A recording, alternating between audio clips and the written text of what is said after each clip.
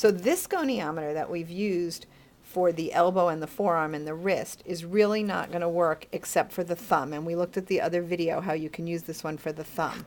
But very often therapists will use one of these 3 finger goniometers. And I want you to look at the difference between these 3. And what do you see is different here? So notice that these 2, the arm is perpendicular to the measuring scale, but on this one it's parallel to it. So this is going to make a difference because on these goniometers you can just lay them very easily on the back of the hand, on the dorsum of the hand. But on this one it's a little bit more difficult because you have to actually be holding it up. Now let's look at another thing.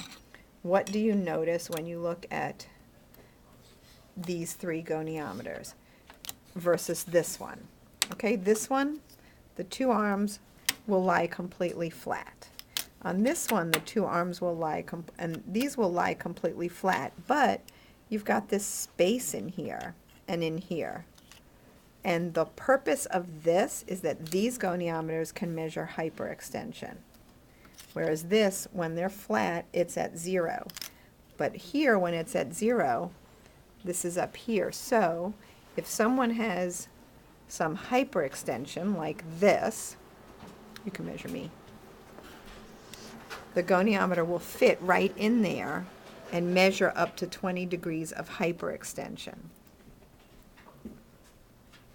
So you can see that will work with, it works even with this one because it will just lay in, well actually it doesn't work with this one because the surface is flat. It's got the movement here, but it only works if it was alongside of it, which is the same way you would be using this one. If we had some hyperextension at the little finger, I'd be able to lay this one on the side. I'd be able to lay this one on the side. But with these, I'd be able to have it right there on top of the finger. So if you only have a goniometer like this, and you want to measure hyperextension, you would have to go from the palmar surface.